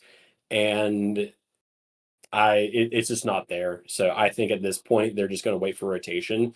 If something stupid gnarly comes up, then yeah, I would expect gameplay updates to come by. But that's kind of ending with Ghent. I kind of I'm surprised that people were didn't expect like, his dogs wasn't the most played deck both days. I think it was in the top three, but I don't know. It's just, it surprised me a little bit. Whenever you play at big tables, you have to look at data. And the same preparation went into Richmond. Whenever me and my friends a week before, we saw Blurple pop up, and we're like, okay, Blurple's another good competitor. You have to be able to read what your region and even what your community plays, to kind of make your best decisions. Like, not there's not ever going to be a deck that's going to answer everything, but if dogs is popular, why are we playing slow decks? I don't know. I Maybe I'll think get that framed in the has to do comments with for it that. there too. Is again, I'm not the meta player, but looking at it, you just said it yourself. You can't prep for everything. Yeah. So even if you were to take a challenger focused deck or a deck that would beat the dog deck, then maybe you're losing matchups whenever it comes to Blurple and the Amethyst Steel, which predominantly were the two most played decks at all of these other DLCs and stuff. So statistically speaking, I get why people aren't doing it, but I still want to see the brave few. I want to see heroes rise. Yeah. As the name of the podcast there for audio listeners, if I like if you see it. I'd like to see some innovation in Wilds. I think like that's what I would really like to see. Like I want to see where like this evolution of Amber Steel goes. I want to see where this evolution of Amber Sapphire goes. But yeah, the thing is in a year from now we're going to be having this exact same conversation, and I Yep. think it's important because Fable got a lot of new people into the game, and this is their first rotation that they may be experiencing. As Dory, this is our second. So, we know how this usually goes, but yeah, I don't know. It's going to shake things up. It's going to be exciting, get back to deck building. Um, yeah. But speaking of deck building and ending our meta talk, Preston, we haven't done this segment in a while, and I know that we've gone kind of long for the most part. Maybe it just feels like we're going long because we're coming right off of an hour-long I trivia mean, thing. Keep your eyes peeled for it. But moving on to our last few segments here and talking about deck building, do you want to talk about this a fun casual or deck that you're playing or you plan on playing? Yeah, so I was going to talk about one deck here, but admittedly, my wife and I, we've really put the brakes on Lorcana this set, and I think a lot of that is this game has dictated a lot of what we do for the past 2.5 years, and we're kind of taking winter spell to get refreshed a little bit. Like we're not playing as much as home as what we used to. We have deck sleeved, and we'll have a glass of wine and play a game every now and then while we were watching some YouTube video. But one thing that I really like to help my wife do is deck build around a specific card. And this this deck, notably named Mr. Krabs, I have an idea, because this is what I messaged her one afternoon while I was taking my break at work and she was on her lunch break. I was like, Mr. Krabs, I have an idea. And I sent her a picture of the Tinkerbell Snowflake Collector, power line, and second star to the right. And she's like, Oh, that's not a bad idea. So, a Ruby Amethyst deck built around drawing cards and this Tinkerbell Snowflake Collector because my wife loves this card. The Tinkerbell Snowflake Collector is a 3-cost inkable 3/3 quest for 1. But if you have 4 or more cards in your hand, Tinkerbell gains evasive. And if you have 7 or more cards in your hand, she quests for an additional 3 for a total of 4. Before this, she was trying a Amber Amethyst version of this, and it worked. And this is something that we haven't played at our local game shop. This is just something we've been goofing around with at home. But it's not really a song deck. It's just the win con is some sort of 1-drop, Powerline on 2, Tinkerbell on 3, Shift Powerline 4, sing second star to the right with Powerline and something else. It's not a song deck, so you're not going to really be resolving your mashup ability, but I love the fact that you have 2 shift lines for Tinkerbell here, where Tinkerbell, which my wife has tried and has been playing with the fairies for so long. Why we don't have more fairies in this game, we are unsure, but we do play the Amethyst. Tinkerbell was a queen of the Azurite fairies, where it gives all the other fairies additional questing lore whenever she's shifted. The Hades here, And the that's dueling. a Yeah. Was it? second win con here. I mean, you're talking about all of this. Do this on this turn. Do this on this turn. Do this on this turn. For those casual and fun players, this deck says play lots of fairies and have that Tinkerbell, Queen of the Azurite Fairies, on board because whenever she quests, your other fairy characters gain +1 lore this turn. So Yep. big game finisher, play fairies, turn sideways. Yep. Let's see. There's a few things we tried. Like we tried Maui Half Shark in here to bring back things like marching off the battle and second star, but this deck really doesn't like the 6 to 7 ink drop range.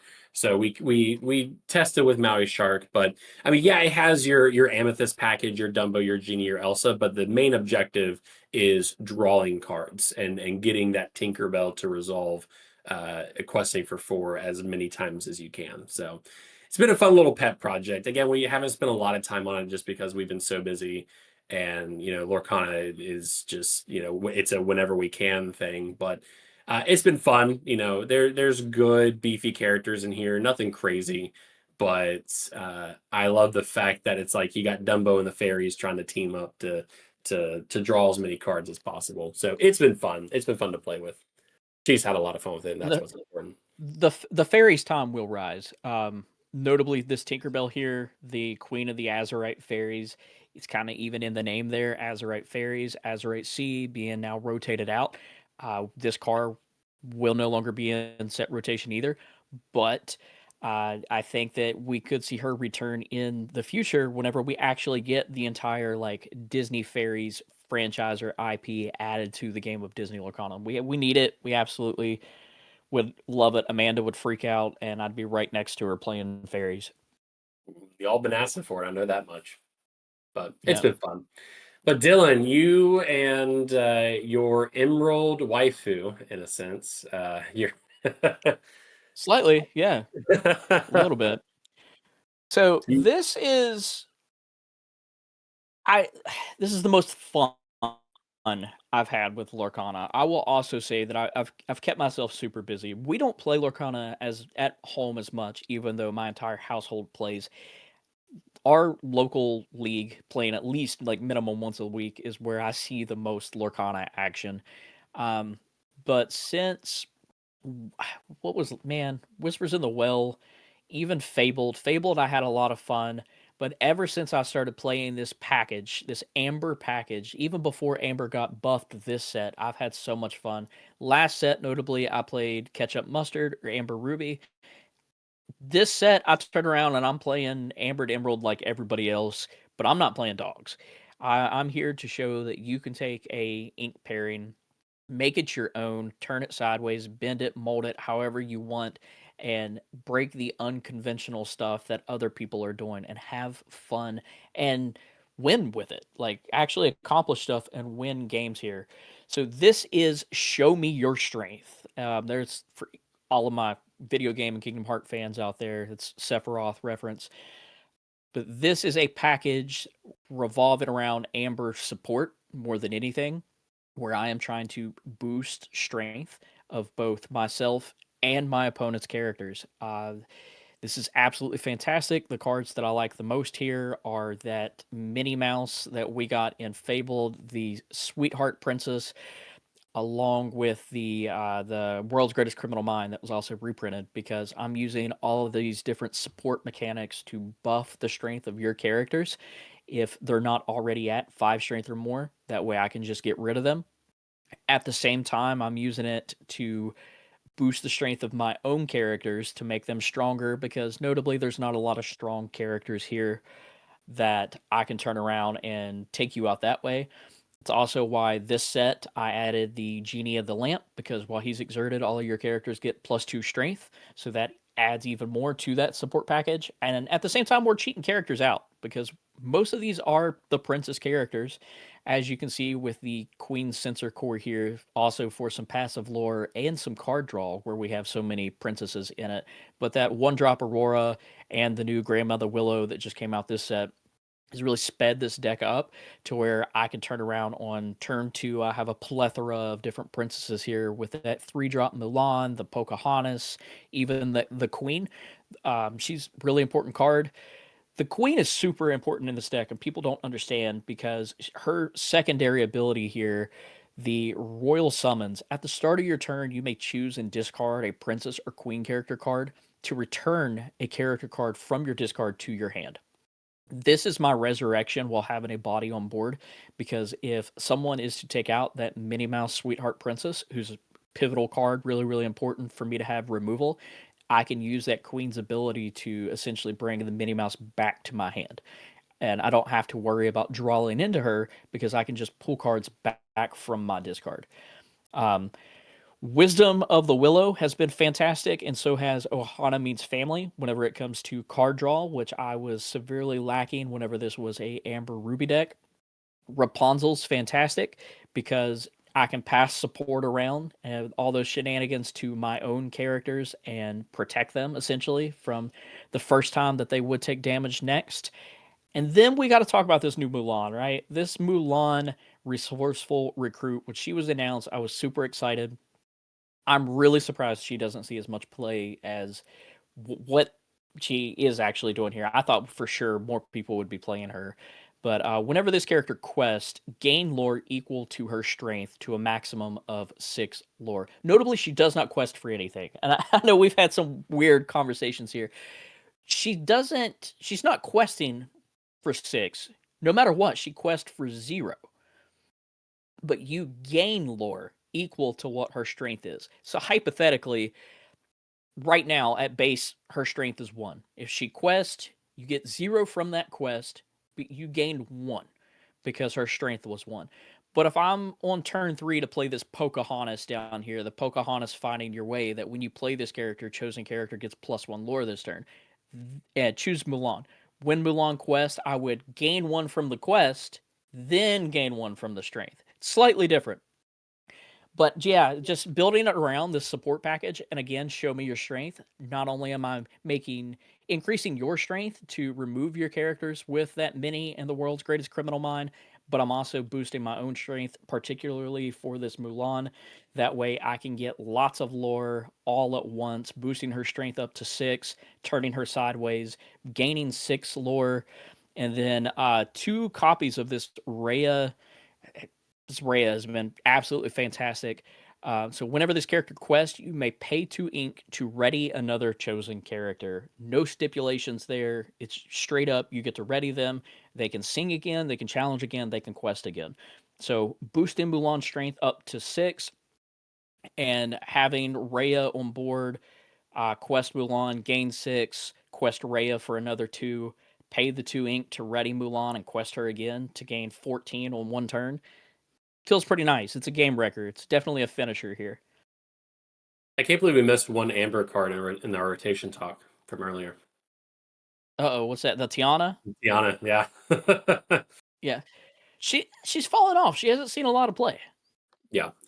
She has a target on her back, and I'd say that's probably the reason why we're not seeing. Because I remember you went on a prediction. You're like, this Mulan is going to be the card, and I think it's just one of those cards. It's like it has such a target on its back because once it does what it wants to do, then yeah, it can be scary. Like I remember playing John. I was playing a Sapphire deck, and John was able to get the wombo combo going, and it's just like, well, there's nothing I can do to stop it. I had no answers for it, even ramping. So it's one of those cards, and unfortunately, it has a target on its back because it's like, uh-oh, it's kind of like another Tiana. It's like, oh, the moment Tiana goes sideways, Yeah. we're doing it. And I was doing a quick search of the comprehensive rules because I remember John and I were having this conversation. You got involved at League too, because I'm trying to find the rules here because yes, like questing, having lore pips on the card is not a requirement to quest. And I was actually trying to see like in the comprehensive rules, like if that was a parameter needed to like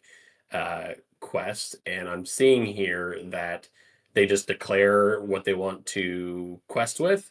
They check for any restrictions for questing. They exert it, and then they gain lore equal to the number of lore symbols on that card. So that marks the end. So questing is not a require, or having lore pips is not a requirement to quest.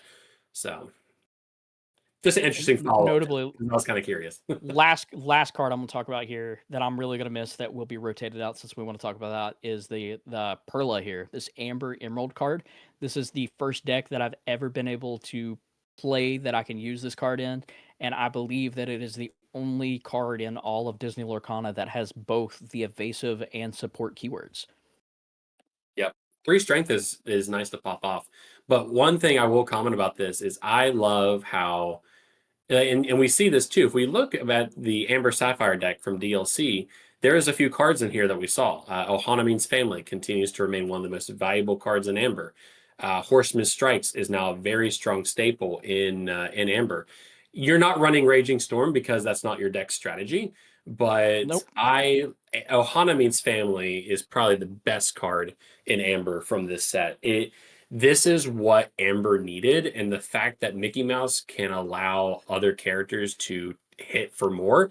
If you have, I don't know, let's say here a Pocahontas, your 3-drop Pocahontas, Oh yeah, if you got Mickey with Mouse out, 5 willpower. if you Yeah, have if you have Mickey that brings it to 7 and you have 6 on Pocahontas, you play Ohana, you're drawing 6 cards. So I love the fact that you have a body in here that can act as a sponge to eventually hit with Ohana Means Family. And in that Amber Sapphire deck, it's Surfer Stitch with 8 willpower. So I think Amber has a lot of like looking. I'm no crystal ball, John Madame Leoto crystal ball, but Amber is looking really good going into Wilds and post rotation.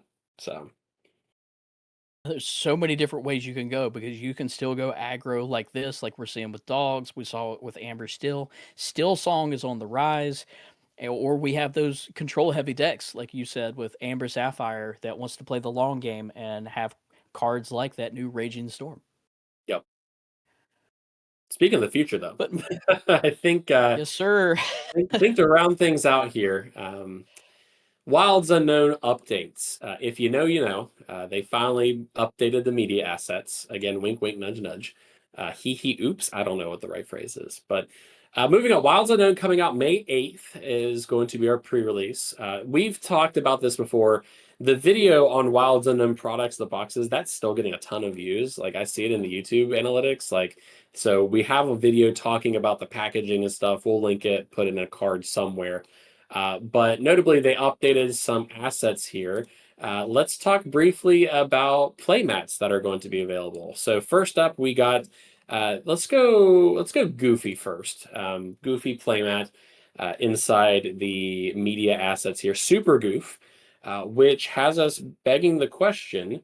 If they are printing a Super Goof playmat, and Super Goof currently not in legal rotation, do we have a playmat theory on our hands and that Super Goof's going to be reprinted?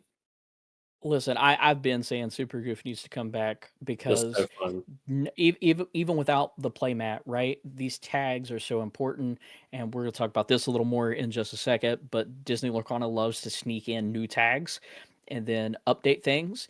Um, we have this new super tag that we're seeing with the Darkwing Ducks that just came out in Winter Spell. We know that in Wilds Unknown that we're getting the Incredibles, so I'm sure the Incredibles will also have that super tag. And what better card to get a semi errata and have the super tag added to it than Super Goof himself? Yeah. Why dangle that in front of us? Like, oh, cool, this card's no longer illegal, and here's a playmat. That's a clue to me. But next up is going to be, let's see. I'll say the big one for last because I have a comment out. Let's go Rapunzel. We'll go Rapunzel playmat. Rapunzel High Climber. I got this playmat coming out inside Wilds Unknown. But one, I don't want to say the big one, but we have that new franchise coming. We have Brave coming, so we have our Merida playmat that's coming. Really sharp green aesthetics here. Um, Fun fact: if you're on the Disney Destiny, the bar that's Merida's bar, the actual bar itself is her bow. So if you're ever on a cruise ship, and little details like that. But one thing I want to mention with this is the Bell Hidden Archer playmat is currently open for an equal raffle. So they're selling the Bell playmat that was supposed to come out or what came out in Winter Spell, but you can't buy it at a game shop. You have to enter an equal raffle, and they say it's limited inventory. Yeah, we got Dragonfire and we got Aerial Sonic Warrior with Winter Spell, but uh, I'm curious if this whole raffle lottery system to be able to purchase playmats from Ravensburger is going to continue to be a trend. And I think time will tell if the Merida playmat is going to be made available because they haven't mentioned anything about this. They have not talked about these products on Lorecast or nothing. So we were talking about this before we recorded, and I think if this is going to continue to be a trend, then Merida Playmat could very well be a contender for that. I don't think playmats are very hot commodities for being scalped right now, other than the foil playmat, which we're going to talk about. But I don't know.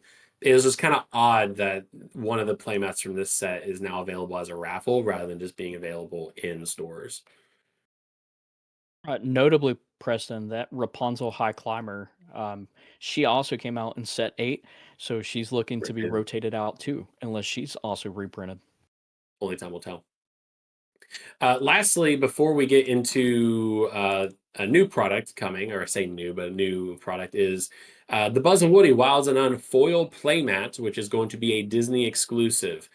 And my oh my, that's a need.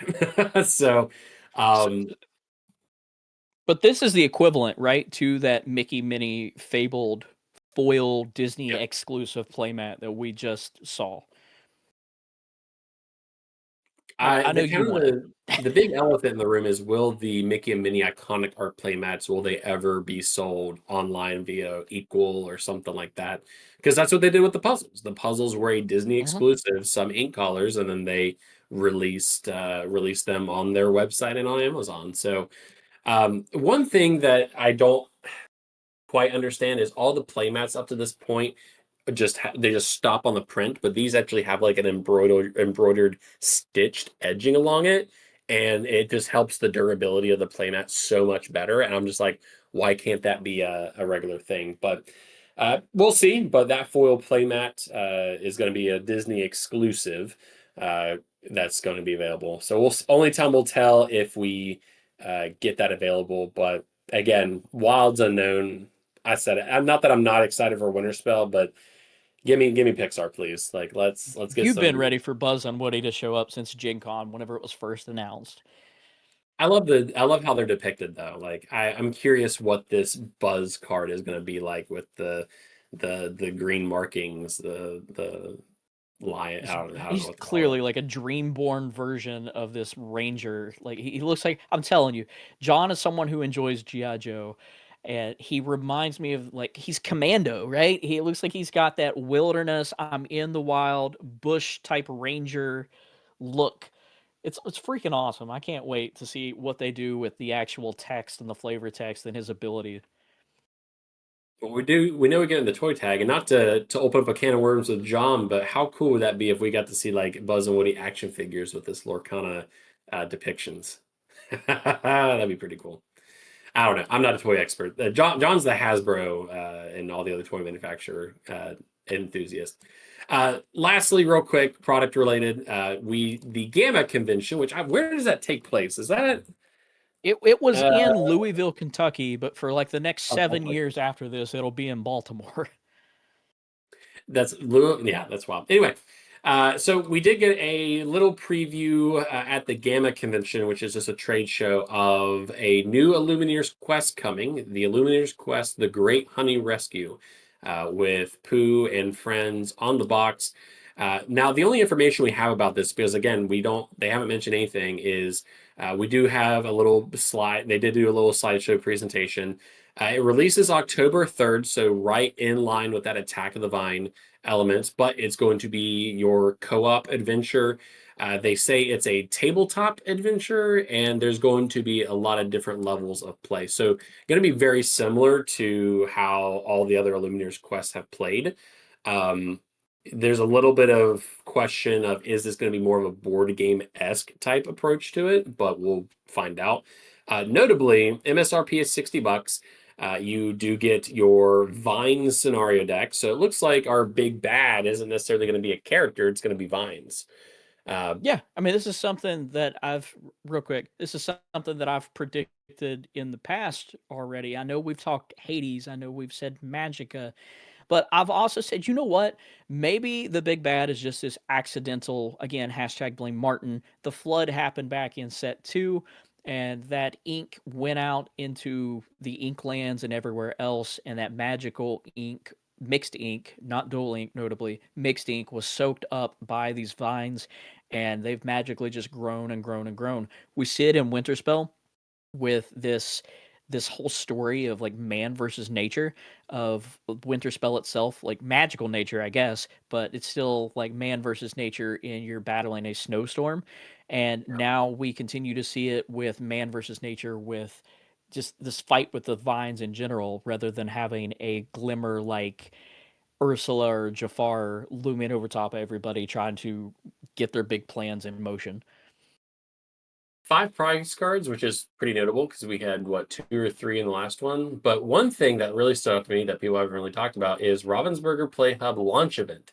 So fully supported global launch at RPH stores. So does this hint that we could see some Illumineers Quest launch events? We have our sealed events with set releases. I guess are we looking too into it? Does that insinuate a separate launch? I don't know. We don't know because No, we don't have a release date for Attack of the Vine yet, but this comes out October 3rd. I think Attack of the Vine will come out. Well, brain. Attack of the Vine will come out. This is kind of a guess, speculation. I can't confirm nor deny this because they have not said it. Attack of the Vine will release before August 28th because at the North American and European championships, the only things that will be in rotation are sets 9 through whatever, 9 through 13. 13 being Attack of the Vine, which means Attack of the Vine will be out before August 28th. So this is a product that they're going to add later on that comes out after the set release. Kind of like we're seeing now, right? With the Bell Archer and the Stitch binder or collector set or box set. They've done it for the past few sets. You have your initial release with the set itself, and then later on, about halfway through, you get like a collector's box, the binder set, this, that, the other. This Illumineer's Quest is going to come later. They've also confirmed that we're going to talk about this later on too in our next little segment. This wraps up this overarching story of the Vine itself. And this also goes along, like skipping ahead slightly, there is going to be a new product. There is going to be a new Disney Lorcana official collector's guide for sets 9 through 13. We do not have a release date for this yet, but we do know that it will release sometime later on this year, and that book will not release alongside of Attack of the Vine. They're going to wait a little bit and release it afterwards. That way people have time to see the cards, play with the cards and everything before you actually get the overarching story. That new collector's guide will probably also release on October 3rd. Just guessing, alongside this great honey rescue, or this Illumineer's quest. So this does look to be a separate launch event that will happen later on to go alongside of it. I'm curious to see how this works though, launch event wise, because it's like it's $60 MSRP for this product. Do you just have multiple Lumineers quest for the store, and you pay so much to come and participate in it? Maybe you get a group. Again, just guessing because we don't have information yet. Maybe you try to get a group of 5 characters together. They say it plays more like a tabletop adventure. Me looking at the actual box art and cover here, John, I don't know which pictures we have up, but if we can pull up the one of just the box itself, not the slideshow that they had, but if we look at it, we have the Winnie the Pooh Honey Wizard. You have a Tigger, an Eeyore, a Rabbit, an Owl, and a Piglet there, along with some of the other Lumineers on here. My guess, and this could be one of those crazy Dylan predictions, that they say this plays more like a tabletop adventure. As someone who plays D&D weekly and absolutely loves that, who's a wizard? What are the rest of these guys? Because we could easily have like a ranger owl we see along who's like an archer. You see Rabbit, who juxtaposition to who Rabbit typically is, has this shield. He looks like he's a warrior ready for battle. Eeyore, as sad as he is all the time, maybe he's like a bard, which is pretty funny because typically bards are like high charisma, they're outgoing or whatever. They're not necessarily depressed like Eeyore is. And then Tigger with this giant Warhammer honeypot that looks almost barbarian-esque. Maybe those 5 cards that we get in the prize pack will be Tigger, Eeyore, Rabbit, Owl, Piglet, the honey versions of that crew, since we already have the Winnie the Pooh Honey Wizard. And at these special Disney Lorcana events that are going to go alongside this launch in the RPH or whatever, they're going to try to set it up to where you will have like a pod of 4 to 5 characters teaming up to take on the role of certain people or whatever. But there's only 2 decks, right? Looking at what's in it. And yeah, only decks. But the thing is and kind of related to how a launch event would work is Reign of Jafar was up to 4 players. This is 1 to 2 or 3. I can't quite tell because it's kind of pixelated. So um, don't know how that would work because they had it set up at DLC Ghent where they had like Palace Heist set up. So I don't know. It'll be interesting. I'm super excited for this. And if it is more board game esque, it's right up Ravensburger's alley. I mean, they were doing Villainous before they were doing Disney Lorcana trading card game. But yes, moving on to our last products that we're going to talk about. Again, just talked about it for a little bit.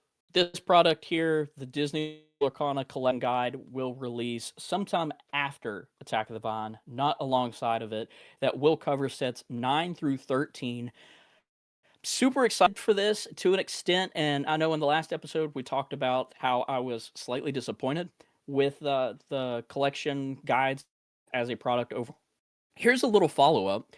I know in that last episode we talked about how we were patiently waiting for some of the original like narrative stories and stuff to reappear on website, on the official website, because someone from the narrative team said that it was in the works. They just didn't have a timeline because of the holidays and stuff.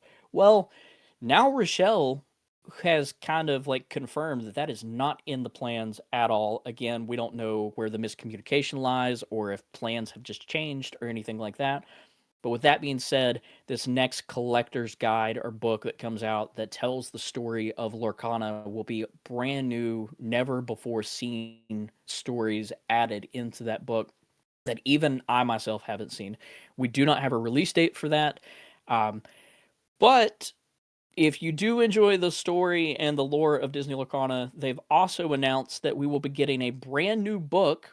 We don't know if it's a graphic novel or a book per se, that's just like you read through it, or what it'll be, like a chapter book or something. But they say that this is a narrative book from the narrative team that it's going to immerse you, is what it said. It will immerse you into the world of Disney Lorcana. And this is titled Quest of Wonders, an Illumineer's lore book. I'm baffled. I have absolutely no idea, no clue, not even a prediction as to what this could be, because it just says an Illumineer's lore book. Which Illumineer? I mean, this could be any of the Illumineers that we've seen so far, and it be like a first-person point of view coming directly from that Illumineer. It could be the curator's lore book and their story. This could be Hana, a character who we've heard about, but we haven't even really seen yet, who we know that's been within the world of Lorcana by herself this entire time. There's so many things that this could be. And we also know that we're getting narrative promos in the future. So the question is, will this secondary book here, this Quest of Wonders and Illumineer lore book, will it potentially be the first one that comes with that narrative promo? I wish they would have held off on saying anything about this, though. That would be my one thing. Is they just kind of talked my about it on two the things, Lorecast and just were and like, that was "It's it. coming." And I like went back and rewatched that a couple of times, and Greg Tito was like, whenever it was announced, he said that there would be more information coming within over the weekend or the next week. So my two thoughts here with this, because we obviously didn't get more information, are one, they could have been giving us this information to feed the people like us who were saying, "Hey, what's up with this stuff that you took away from the actual website, and why are you paywalling the story behind it?" Well, feed us more, right? Essentially, give us more story, give us more lore. The second thing is that Gamma Expo happened. Maybe they didn't have any idea what was actually going to be revealed at the Gamma Expo, and they thought that the Quest of Wonders Illuminator lore book could have been shown off there alongside that Hunny quest that we saw. Left arm didn't know what the We'll right never know. arm was doing. No, never. But we have plenty to look forward to in the future as more Disney Lorcana events happen, as more sets release, even as rotation happens, and as these products come out. Until then, follow along in our Discord, and link on the screen, where you can come chat with us 24/7 every day and join Illumineers from all over the globe that share a like-minded mindset, whether it comes to gameplay, deck building, collecting, all of the above, just all things Disney. Heck, we even talk Disney movies and stuff and parks in there all the time. To contact us for business inquiries, that means you, Ravensburger. You can reach us at podcast@theinktable.com, and you can get some Inktable merch just like this, just like some other people have done here recently, at the inktable-shop.fourthwall.com. And all of the links are down below to follow us and find us wherever on TikTok, Instagram, Facebook, anywhere and everywhere that you can find us. For audio listeners, thank you for listening, and we'd really appreciate it if sometime you do, I don't want to say migrate, but you hop on over to YouTube and check out so much more Disney Lorcana content that you might not get on the audio version of, whether it is those unboxing videos, trivia videos, or the Let's Talk Lore videos. There's so much that we've been trying to give back to our audience and come up with unique and cool, fun Lorcana content that we enjoy, that we think there's always going to be some form of content that will feed whatever it is about Disney Lorcana that you enjoy. But until next time, folks, leave us a like, follow wherever you're listening, because it really, really helps us. And as always, thanks for pulling up a seat. See y'all.